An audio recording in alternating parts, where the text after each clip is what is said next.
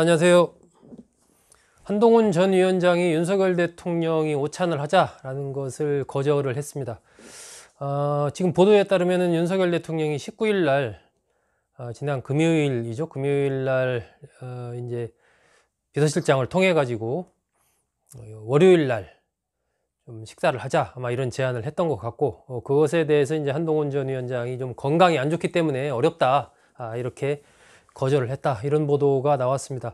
이게 뭐 건강이 안 좋을 수도 있죠. 한동훈 전 위원장이 워낙 총선 때 뭐 전국을 이렇게 혼자 막 엄청나게 돌아다녔지 않습니까? 그런 후유증 등등등 해서, 또 그 이후에 이제 홍준표 시장 등이 자신의 책임론을 굉장히 또 제기를 했고, 이러면서 또 마음도 아팠을 것이고 몸도 아팠을 것이고, 아마 뭐 이런 상황이겠죠.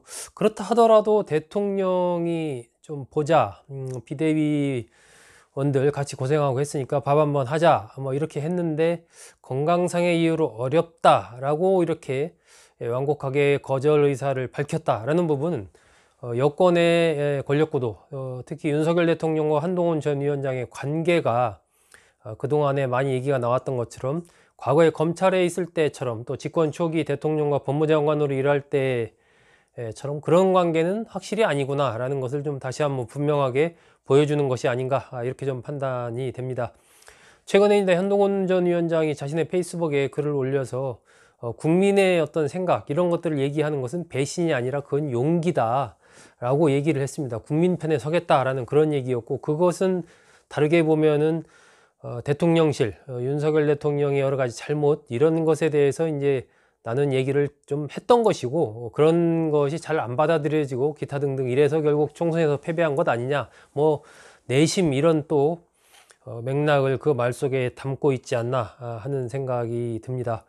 어쨌든 한동훈 전 위원장이 윤석열 대통령의 만남, 이것을 1차로 거절을 함으로써 향후의 여권의 움직임, 특히 이 집권 세력의 핵심의 어떤 흐름들이 어떻게 굴러갈지에 대해서 상당히 좀 주목이 됩니다. 사실 그동안에 이제 선거운동 과정, 한동훈 전 위원장이 비대위원장으로 등장하고 나서 대통령실과의 관계가 몇 번 이렇게 좀 아슬아슬한 관계들이 있었지 않습니까? 그것들이 뭐 일각에서는 짜고 치는 고스톱 아니냐 이런 얘기도 하고 했었지만, 점점 시간이 갈수록 두 사람의 관계가 실제로 멀어졌다, 상당히 좀 거리감을 느낀다, 그리고 대통령실이 한 전 위원장에 대해서 배신감을 느끼고 있다라는 이런 말이 나오고 있다, 뭐 이런 얘기가 단순한 소문만은 아니구나, 이런 생각을 하게 하는 거죠. 특히 16일 날 윤 대통령과 홍 시장이 만나고 나서부터 또 홍 시장이 집중적으로 그러한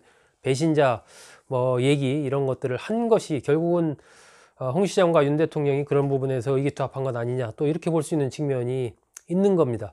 결국 이제 한동훈 전 위원장으로서는 뭐 해외에 갈 생각이 없다, 이런 얘기를 지난번에 했고, 근데 전당대회가 당장 6월, 늦어도 7월 안에는 치러질 것으로 보입니다. 한 전 위원장이 지난번에 좀 급하게 뭐 나서지 않고 좀 시간을 갖고 여러 가지 생각도 하고 하면서 준비를 하겠다, 뭐 이런 얘기를 했습니다. 그걸로 봐서는 당장 6월, 7월 뭐 전당대회에 나설 가능성은 거의 없다, 이렇게 좀 판단이 됩니다. 일부 보도를 보면 전당대회를 뭐 9월, 10월로 좀 미루려고 하는 한 전 위원장 측 가까운 인사들이 그런 움직임도 있다, 이런 보도도 있던데, 글쎄요, 현실적으로 그러기는 어려울 것입니다. 일단 뭐 지금 세력 자체가 그렇게 그런 결정을 내리게 할 정도로 그렇게 강한 것도 아니고, 또 이미 어느 정도 7월 안에 치르는 것으로 이제 좀 정리가 돼서 흘러가는 상황에서 다시 뒤로 미룬다라는 부분은 좀 쉽지 않아 보입니다. 비대위 자체가 그렇다고 해서 중심을 잘 잡으리라는 보장도 없는 것이고요. 그래서 한 전 위원장이 당분간 어쨌든 전면에 설 가능성은 커 보이지는 않는데, SNS에 글을 올렸다라는 부분은 좀 심상치 않아 보입니다. 그러니까 앞으로 여러 가지 자신과 관련된 얘기나 현안들이 있을 때 SNS를 통해서 좀 얘기를 하겠다, 당대표에 출마는 하지 않지만 SNS를 통해서 국민의 의사를 대변하겠다, 이런 지금 생각을 갖고 있는 것 아닌가. 그 얘기는 이제 윤 대통령과 점점 어떤 대척점에 설 가능성이 조금 더 커지는 것 아닌가, 또 이렇게 볼 측면이 있는 것 같습니다. 그렇다면은 이제 향후에 이것이